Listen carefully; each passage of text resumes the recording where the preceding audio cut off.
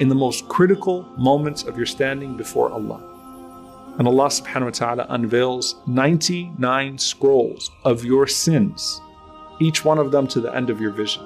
Now, by the way, this is the believer, not the hypocrite, okay? Every single one of us has some scroll of sin, and it's right in front of you, and Allah subhanahu wa ta'ala simply puts it out in front of you. And the Messenger of Allah sallallahu alayhi wa sallam said, مَا مِنْكُم مِّنْ أَحَدٍ إِلَّا سَيُكَلِّمُهُ رَبُّهُ لَيْسَ بَيْنَهُ وَبَيْنَهُ تَرْجُمَانٌ. There is not a single person amongst you except that his Lord is going to speak to him directly, without any intermediary or any translator.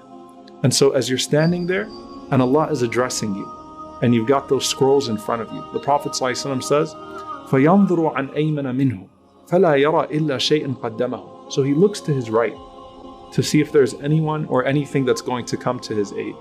But all he sees are deeds that he put forward. There's no one else there.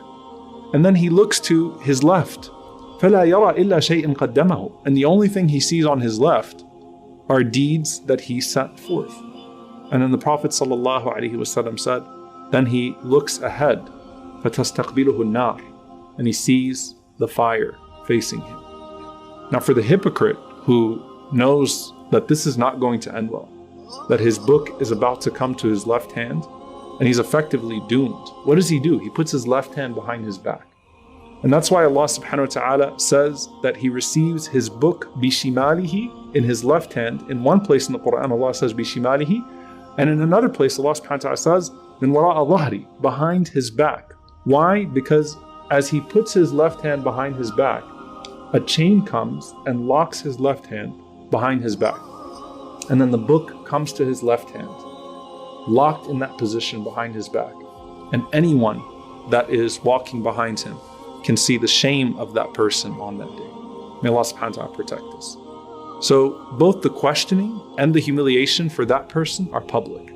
But Allah isn't interested in humiliating the sincere believer. Now Abdullah ibn Umar radiallahu ta'ala anhuma, he was asked, he said, what did the Prophet ﷺ say about an-najwa, the private conversation? And realize that the Prophet ﷺ said, when you go into salah, when you go into prayer, you are in najwa, you're in a secret dialogue with your Lord. So Ibn Umar is being asked, what did the Prophet ﷺ say about the najwa on the Day of Judgment, the secret dialogue? And the Prophet ﷺ said, يُدْنَى الْمُؤْمِنُ يَوْمَ الْقِيَامَةِ مِنْ رَبِّهِ حَتَّى يَضَعَ عَلَيْهِ كَنَفَهُ. Allah brings forth the believer very near to him on the Day of Judgment. And then Allah subhanahu wa ta'ala places his veil over him. And his veil is a veil of light. So you're now close to Allah subhanahu wa ta'ala. And it's just you and him, and no one else is hearing this conversation. Allah is making this part of the hisab private. And Allah subhanahu wa ta'ala says, you see these secret sins? These sins that you weren't proud of and people didn't know about. هل تعرف, O my servant, do you acknowledge these sins? And the believer will say, Ay Rabbi a'rif, my Lord, I acknowledge them. I'm not trying to run away.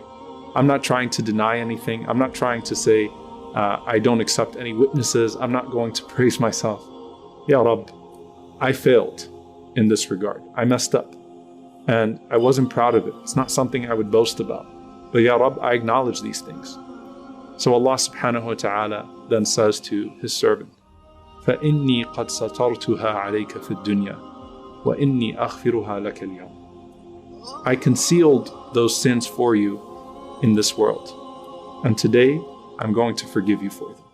They're all gone. And the Prophet ﷺ said, he's given his record of good deeds, and the sins have been obliterated.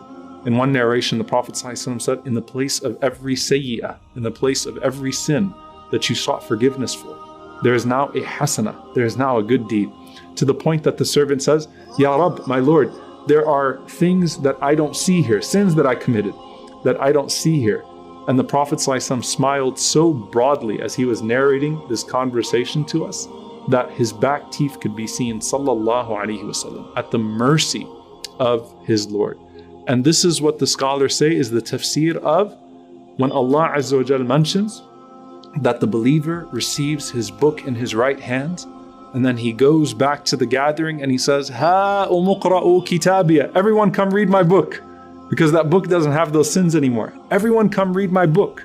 Inni dhanantu anni mulaqin hisabiya. I knew that this day was coming. I knew that I was going to be held accountable, and I prepared myself for this day. And he's going through the gathering. Look at this good deed. Look at that good deed. You know, no one is being humble on that day when they receive their book in their right hand. You're not trying to hide it away and say, you know, alhamdulillah, things are okay. No, you're going around saying, here it is. Here's the salah. Here's the sadaqah. Here are the places that I went to of good when I was called to go to places of evil. Here are the words that I said. Here's the backbiting I refused to partake in, but instead contested when I heard it. Here are all of these good deeds. Look, it's here. Look, it's here. And you're celebrating and celebrating and celebrating the mercy of your Lord upon you.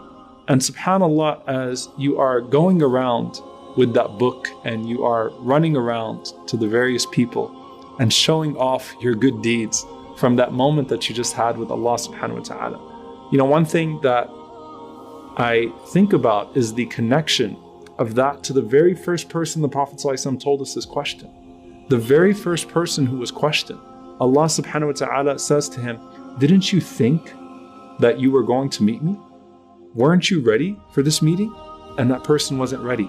This person can make one claim in that gathering. He can say, Inni dhanantu anni mulaqin hisabi. I knew this moment was coming. I was ready for this moment. And so as you're going around, ask yourself, who are you going to run to in that gathering? Your parents, your Prophet sallallahu alaihi wasallam, or someone else to celebrate your graduation to the next phase?